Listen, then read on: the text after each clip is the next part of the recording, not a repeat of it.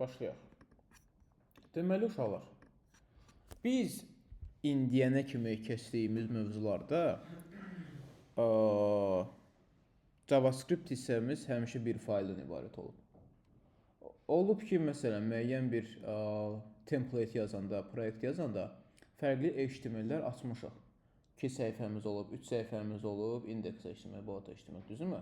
Amma həmişə JavaScript faylımız eyni qalıb. Amma indi biz hal-hazırda o qədər geniş bir proyekt yazmırıq ki, sizin digər fayl JavaScript ehtiyacınız yaransın. Bir fayldan hər şeyi yola vermisiniz. Okay? Amma proyekt genişləndikcə hər şey bir faylın içərisində saxlamaq iyrənc bir vəziyyətə gətirib çıxarır. Yaxşı, bizim bir proyektimiz olsa, əslində React-dan qabaq sizə bir dənə proyekt verməliyəm. Onu verirəm. Həmən elə proyektdə özünüz praktika edərsiniz. İndi bizim index HTML var. Bu bizim nəyimizdir? Homepage'imizdir. Təsəvvür eləyək ki, bizim 7 dənə səhifəmiz var. Bu nə deməkdir? Yəni bizim 7 dənə HTML-imiz olacaq. Düzdürmü? About ayrı, contact us, blog, indi bunlar example-dır. Prostatlar deyirəm. Və hər bir səhifənin öz JavaScript-i ayrı olsa, yaxşı olar. Hamısı indeks JS-ə referans verməsin. Niyə? Çünki bizim JS-imiz böyüyəcək, olacaq 1000 sətir, oradan da bir şey başa düşməyəsiniz. Daha sonra bizim utility functionlarımız olacaq. Utility functionlar nə deməkdir? Köməkçi functionlar. Yəni, məsələn, siz görəcəksiniz ki, sizin JavaScript kodlarınızda bəzi kod hissələri təkrardır. Atıram. Məsələn, bir function ola bilər. Bu function nə edir? Sizə gələn bütün tekstləri trimləyir. Yəni, nə edirəm? Get trim yazıram. Value gəlir buradan. Return eləyirəm nə? Value trim.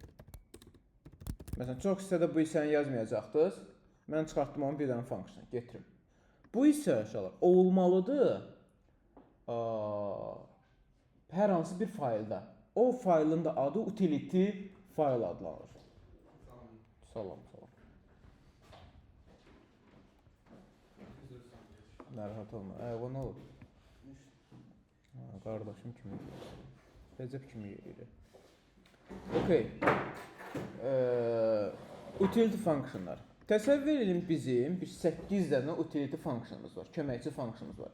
Biri trimləyir, biri nə bilim 4-ə vurur, 5-ə çıxır. Belə köməkçi funksiyalar var. Bunu biz çıxardacağıq ayrı bir dənə utility JS. Gəlin bir dənə də real sizə bir dənə example verim, siz də baxın.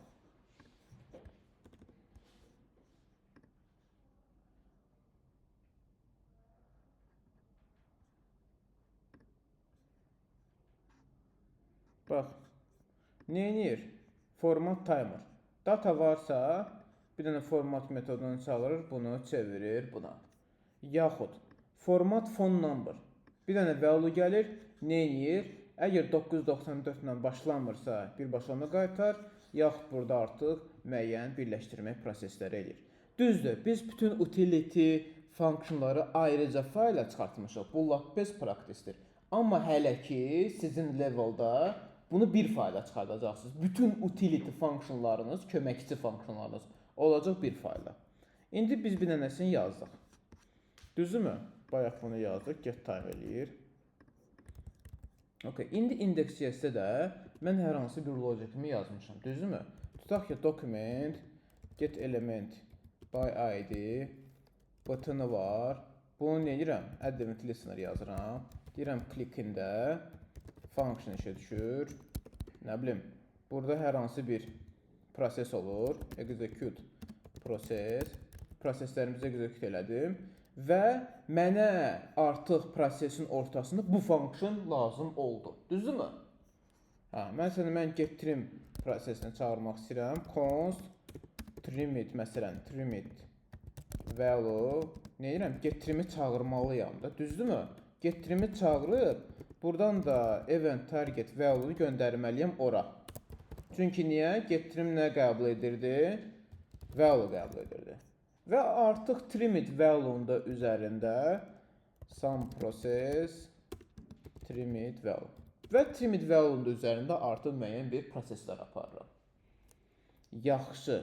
Bu getirimi işlətmək üçün bu index.js faylı buradakı funksiyonu görməlidir. Və bunu görməyi üçün nə edirəm? Export və import keywordlərini istifadə edirəm. Gəlirəm funksiyanın qabağına yazırım export. Yazdım exportu. Artıq bəli index.js-də bu funksiyonu görmüş olacağam. Gəlirəm. İndi o hissəsini vurğulayacağam. Yaxşı. Getirim yazdım. İndi mənə kömək eləmir. Bu niyə MCC-dir? Okey. Uşaqlar, bir də biz export və import keywordlərini istifadə eləmək istəyiriksə, bizim modulumuz, type'ımız modul olmalıdır. Bunu ya package.json-da görəsiniz, ya da ki skriptlə birləşəndə. Nə? Skripti dəyişərsiniz. HTML-də skripti çağıranda MVC çağırırsınız. Hə, çox sağ ol. Əvvəllər məsələn müəyyən kodlarda görə bilərsiniz. Require yazılıb. Require. Require uşaqlar, hal-hazır ki keçəcəyimiz importdur. Yəni require nə deməkdir? Məsələn yazır require express.js, require atıram, lodash, require moment.js. Bu nə deməkdir? Həmin library-ni gedir import edib gətirir. Okay? Bu artıq ECMAScript 6-dan sonra modul type yarandı və import, exportla əvəz olundu. Type modul yazıram. Və utility.js exportumuzu yazmışıq və index.js-də bunu işlətmək istəyirik. Kömək eləmir, o kömək eləməsin. Özümüz yazaq. Yazıram import. Import nə deməkdir? İdxal edirəm, düzdürmü? İdxal gətirirəm, import. From, bax burada ortada value yazılacaq. O hissəyə qayıdacaq. From yazıram. Hardan? Utility.js-dən, düzdürmü? Stringin işarələrini açıram. Çıxıram bura. Utility.js. Və burada da export elədiyim nədir? Getirimdir. Curly breaks açıram. Getirim yazıram. Və getirimi gətirmiş oluram. Niyə curly breaks açıram? Niyə birbaşa curly breaksiz eləmirəm? String kimi. Yox, uşaqlar. Burada artıq gəlirik bayaqki Kənanın sualına. Uşaqlar, export import məsələsi bəsit məsələdir. Özünüz gördünüz ki, buradan funksiyonu export edirəm, orada da gətirib istifadə edirəm. Yəni burada necə deyim? Bu closure deyil ki, burada lexical environment-dan danışaq. Bu promise deyir ki, bunun arxa fonda callback queue var. Bu bildiyiniz digər yerdə istifadə etmək üçün çıxarılmış bir keyworddir. Tamam, bəsitdir. Burada biləcəyiniz nüans yalnız bir hissədir. Yəni bunu bilməlisiniz bu hissədə. Nədir bu? Bizdə bir export function var. Bir də export default var. Neylə? Məsələn, burada neylə çağırmır. Yalnız default birini götürür. Amma import isə 2-3 dənə götürə bilər. Aha, indi gələk danışaq bu hissədən. Deməli, uşaqlar, export default tutmusan nəzrin? Bayaqki dediyimə gəlirəm. Bayaq şey demirdim, biri...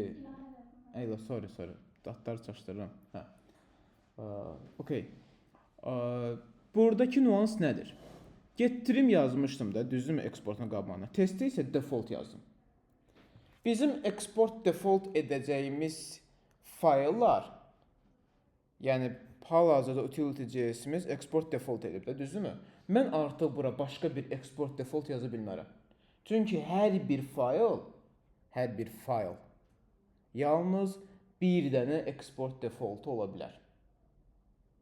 Yox, mən əgər həmən fayldan bir neçə şey export eləmək istəyirəmsə, məsələn, mənim burada çoxlu funksiyonlarım ola bilər də, export function get name, düzdürmü? Get name. Name gəlir. Atıram. Bu da neyinir? Sadəcə gələn Name'i konsolda ver, düzdürmü? Və bunlarım da yoxdur. Mənim utility JS-imdə köməkçi funksiyonlarım qalıb, düzdürmü? Və mən hər birini istifadə etməyi bacarmalıyam. O zaman burada export default yazmağın mənası varmı? Yoxdur. Niyə? Çünki mən həm getirimi də istifadə etməyə bacarmalıyam, həm get name'i, həm də artıq növbəti yazacağım funksiyonları. Ona görə biz burada export default yazmırıq. Və bu fayl artıq eksport olunanda, yəni mən index.js-də gəlib bunu yazanda, bu gətirir mənə həmən faylı obyekt şəklində verir. Bildiyiniz obyekt şəklində verir. Key olur bu, burada yazdığımız adlar, value'su da bu olur. Ona görə də mən artıq distract eləyirəm. Nə istəyirəmsə onu götürürəm. İndi məsələn, nəyə götürmək istəyirəm? Get name'i. Get name yazdım, götürdüm. Hamısını ayrı-ayrı yumurtasmalı deyildi. Sadəcə adlarını yazdı. Yes, obyektin sən. Ucu bir faylın hamısı eksport olunca distract eləyirsən, hamısını götürürsən. Bu export prosesi uşaqlar, bax belə bir export, defaultsuz. Naming export adlanır. Naming export. Və bunu sual verirlər ki, naming exportla default exportun fərqi nədir? Okay. Yox, əgər gəlsəm, mən export default test desəm,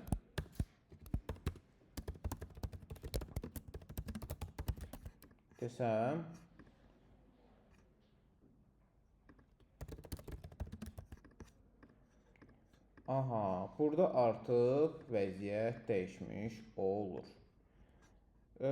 Birincisi default eləmişəmsə artıq nə etmiş olur, bunu görür. Düzdür, bunları da görür uşaqlar, amma artıq mən ikinci bir function default şəklində export etməyə bacarmayacağam. Və testi götürmək istəyirəmsə, fikir verin,